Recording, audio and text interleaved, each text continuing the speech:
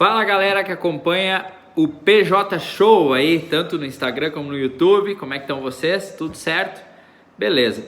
Eu sou Jonathan, então no Instagram e canal no YouTube também, SST+, e vim aqui participar, convite dele, falando sobre um assunto, na verdade fazendo um pedido para a grande maioria aí dos profissionais da segurança do trabalho, que é muito importante que vocês ouçam com atenção e reflitam sobre isso, tá? O pedido é o seguinte: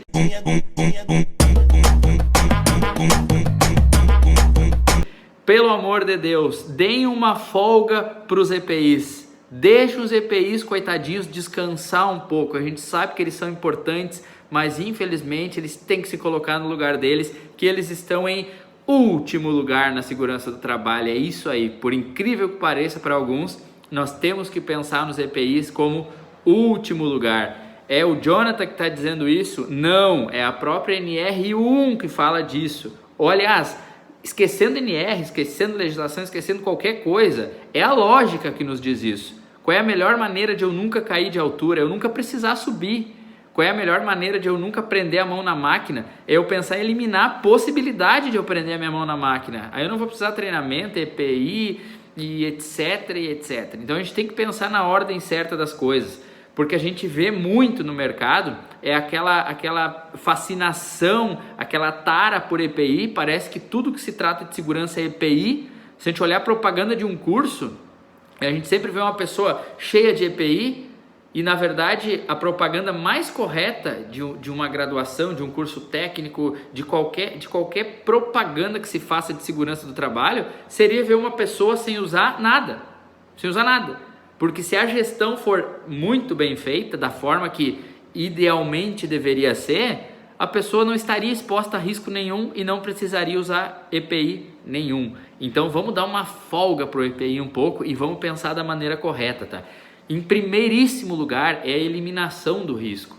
Se eu não tiver um ruído elevado, eu não vou ter problema nenhum no meu organismo, que além da perda auditiva tem diversos outros problemas, tá? Eu não durmo direito, mexe na questão hormonal, a pessoa engorda, a pessoa fica mais irritada, a pessoa perde a atenção, perde o efeito de geolocalização ali a distância que está o ruído de mim, que agora, se eu não me engano, é efeito Doppler, não tenho certeza agora do que eu estou falando, mas é questão de equilíbrio, pode ser labirintite, enfim, tem uma série de problemas que o ruído traz, que são convergentes para acidentes de trabalho. Enfim, ando assistindo bastante as aulas aí do professor Paulo Rogério, então ele explica muito bem isso. Agora, se eu não tiver o ruído, eu não tenho nenhum desses problemas, então eu não preciso estar socando EPI na pessoa. Se eu não tiver o contato com o barramento, com algum ponto energizado, eu não vou ter o choque elétrico. Então eu tenho que pensar em eliminar o risco em primeiro lugar. Se não tiver como, eu tenho que ter uma proteção coletiva, que não dependa do trabalhador também usar EPI. Se não tiver como, eu tenho que pensar numa medida administrativa, que eu reduza a exposição, o tempo de exposição daquele trabalhador, aquele risco, por exemplo.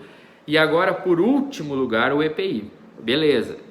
É importante? É importante, mas tem que ser uma medida emergencial, tem que ser temporário, tem que ser ou uma medida complementar para a proteção do trabalhador para algum risco, e não a solução divina para tudo. Então o EPI não deve ser tratado dessa forma, correto? Mas eu não tenho o que fazer, eu tenho que dar EPI. Será? Primeiro, nos laudos de vocês, lá no PPRA, no PGR, aonde for, vocês conseguem comprovar que era tecnicamente inviável de eliminar aquele risco? Não existe tecnologia de maquinário que tenha um nível de ruído menor propagado pela máquina. Não existe um outro produto químico que não seja nocivo à saúde. Não existe uma outra forma de proteção da máquina que não permita um ponto de agarramento. Vocês têm que provar isso em primeiro lugar, tá? Mas não é via técnica, é via econômica, o investimento é alto demais, a empresa não quer fazer. Não querer fazer é uma coisa, não poder fazer é outra. Olha, pelo faturamento aqui da empresa, que tem nos balanços aí, tem um lucro de R$1 milhão por ano.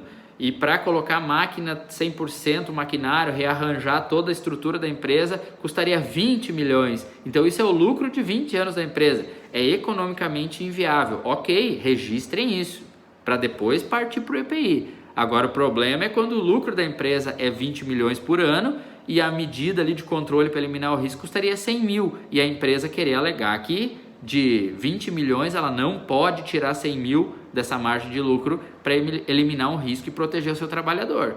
Então isso não é mais justificativa. Então tudo isso, todas essas perguntas têm que estar respondidas até chegar no EPI como última salvação. Então o EPI é emergencial, temporário ou é apenas uma medida complementar. Não é a solução de todos os problemas quando a gente fala de risco ocupacional. Beleza, pessoal? Era esse o recado. Vamos pensar da forma correta, vamos pensar na ordem correta até depois chegar no EPI. Enquanto isso, dá uma folga para ele, deixa o EPI de lado e pensa no risco em si.